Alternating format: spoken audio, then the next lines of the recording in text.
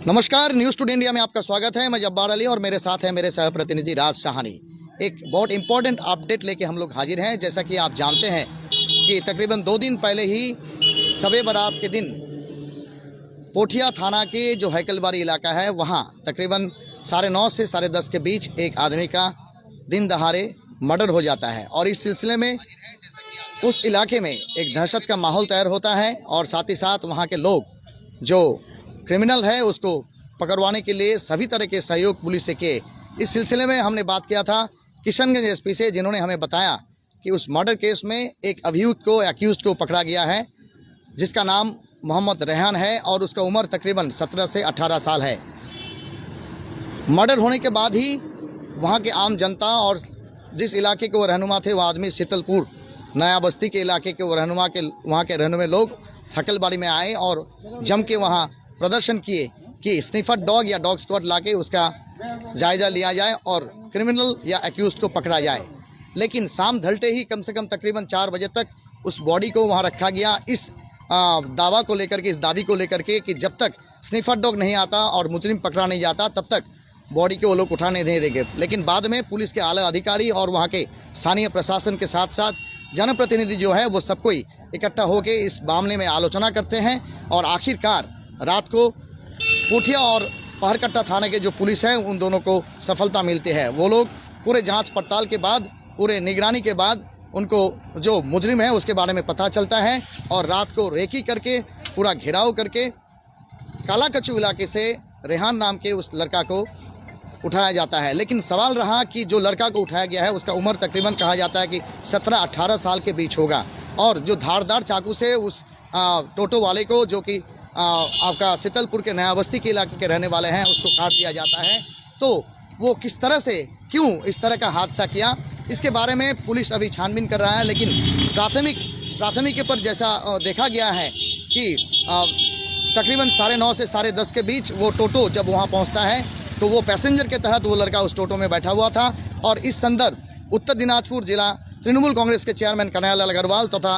पौर प्रशासक chairman Islampur municipality,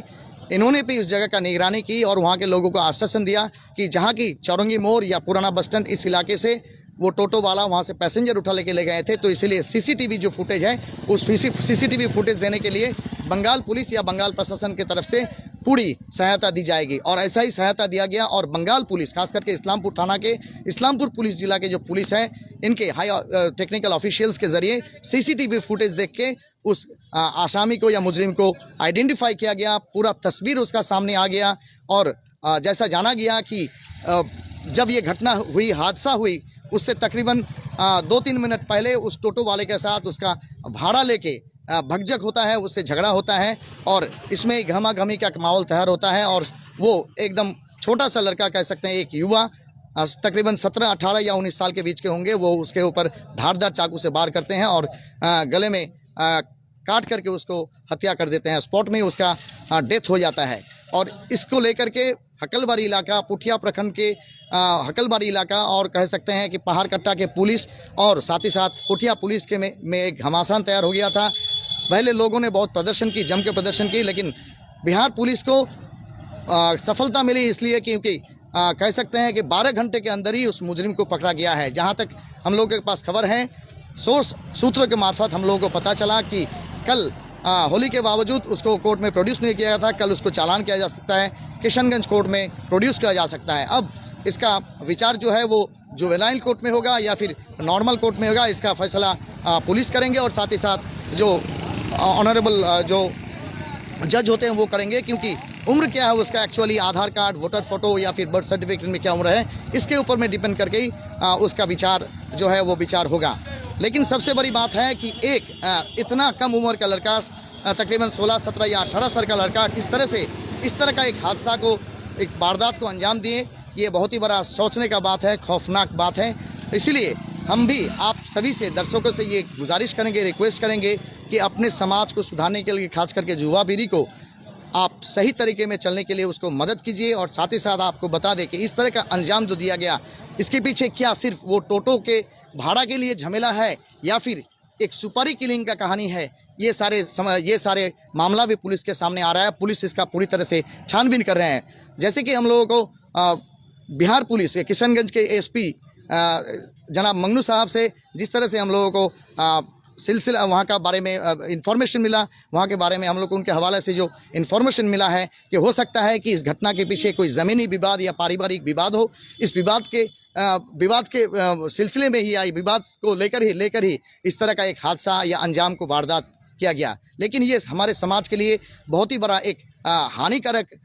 एक वार्ता देता है, इसलिए क्योंकि एक इतना छोटा उम्र में इस तरह शातिराना एक हमला होना और एक आदमी का कत्ल हो जाना, ये समाज के लिए एक खराब एक बहुत ही कह सकते हैं बदकिस्मती का बात है। क्योंकि हमारे युवा समाज अगर इस तरह के टेंडेंसी लेकर के समाज में चले तो हमारे आगे जो चलने वाला पीढ़ी है इसके लिए बहुत ही नुकसानी का एक सबक हो सकता है। इसलिए हम आपसे भी आगाह करेंगे कि अपने बच्चों को इस तरह से हिदायत दीजिए। और ख़ास करके हमारे इस सीमांचल इलाके में एडुकेशन का एक बहुत बड़ा कमी है, क्योंकि एडुकेशन जब किसी के आदमी के दिल में रहता है, एडुकेशन में अगर वह जुड़ा हुआ रहता है, खेलकूद से जुड़ा हुआ रहता है, तो इस तरह का शातिराना सोच जो है, साइकिक सोच जो है, वो साइकिक सोच दिमाग में नहीं आता है। इसीलिए युवा पीढ़ी को खास करके काम में एंगेज करना, पढ़ाई में एंगेज करना और साथ ही साथ कह सकते हैं कि समाज का जो बुराई है इससे उसको क्या सबक मिल सकता है, इसके बारे में आगाह करना हम गार्जियंस का, हम रिस्पॉन्सिबल पर्सन का एक जिम्मेदारी बनता है। और ख़ास करके आजकल के ज़माने में कह सकते हैं कि युवा पीढ़ी के एक हिस्सा जो है वो नशे में बूंद हो जाते हैं। शराब कहिए, गांजा कहिए, चरस कहिए, आफिंग कहिए या फिर ड्रग एडिक्टेड हो जाते हैं। इन ड्रग एडिक्शन के कारण ही साइकिक एक प्रॉब्लम किसी को आ जा सकता है, जिस तरह से ये शातिराना हमला या शातिराना घटना को अंजाम देते हैं। इसलिए हम सभी को सजाग रहना पड़ेगा, चकित रहना पड़ेगा कि हमारे घर के छोटे छोटे बच्चे बच्चियाँ या फिर कह सकते हैं युवा पीढ़ी के ये बच्चे आगे चल के इस तरह के कोई शातिराना काम ना करे। इससे हमारे समाज का जैसे एक नुकसान होगा, आगे चल के ऐसा भी हो सकता है कि ये छोटे छोटे बच्चे आगे चल के और भी कोई ख़राब काम में अपने आप को इंडल्ज कर सकते हैं और परिवार में एक अशांति का वातावरण तैयार कर सकते हैं। आपको नए सिरे से बता दें, हमारा ये खबर पहुंचाना ये नहीं कि किसी परिवार को हम बदनाम कर दें या फिर किसी आदमी को बदनाम कर दें, बल्कि इससे सबक लेना है कि आगे चल के हमारी युवा पीढ़ी जो है इस तरह का हरकतें करे तो हमारे समाज के लिए, हमारे घर परिवार के लिए, हमारे संसार के लिए एक मेंटल टेंशन या साइकिक समस्या तैयार हो सकता है। क्योंकि किसी का घर में भी, जिसका घर में ही ये बच्चा पैदा हुए हैं, अगर उसका घर में इस तरह का हादसा होता है, अगर बाप माँ के अनजाने में भी ऐसा उसका मेंटलिटी तैयार हो जाता है, तो बाप माओं के लिए, अभिभावक के लिए ये एक परेशानी का बात है। इसलिए सजाग रहिए, सचेत रहिए। और साथ ही साथ आपको बता दें, दूसरा जो अपडेट है वो आपको बता दें कि जैसे कि आप जानते हैं कि होली के दूसरा दिन ही इस्लामपुर पौरसभा के 9 नंबर वार्ड में एक नव युवती कह सकते हैं, एक लड़की की लाश बरामद हुई थी। हमने इस सिलसिले में बात की कि उसका आइडेंटिफिकेशन हुआ कि नहीं, जैसे कि वो बताएं। हमने बात करने की कोशिश की। इस्लामपुर पुलिस जिला के जो एडिशनल पुलिस सुपर हैं उनसे बात करने की कोशिश की। उन्होंने कहा कि उस बॉडी को रिकवर करने के बाद उसका फॉरेंसिक पोस्टमार्टम करने के लिए रायगंज भेजा गया है और अभी तक वो कह सकते हैं कि अनआइडेंटिफाइड है। इसीलिए नॉर्थ बंगाल के तकरीबन सभी थाना में उसका जो तस्वीर है, उसका जो इन्फॉर्मेशन है वहाँ भेज दिया गया है। और कहीं अगर किसी परिवार के कोई युवती लड़की अगर निखोज हैं वो अगर मिसिंग हैं तो उन लोगों को इत्तला कर दिया गया है कि आप लोग आइडेंटिफाई आके कर सकते हैं। और थाना को भी, सभी सभी थाना प्रभारियों को इन्फॉर्मेशन दे दिया गया, अगर उस बॉडी को आइडेंटिफाई करने में अगर वो लोग कामयाब रहे या इन्फॉर्मेशन अगर इकट्ठा कर सकें तो इस्लामपुर पुलिस डिस्ट्रिक्ट को वो इत्तला करेंगे और आगे कार्रवाई किया जाएगा। इसी तरह की छोटी बड़ी खबर हर अपडेट देने के लिए लेने के लिए जुड़े रहे न्यूज़ टुडे इंडिया के साथ। मेरे सह प्रतिनिधि राज साहनी के साथ मैं Jabbar Ali, news today India के लिए इस्लामपुर से।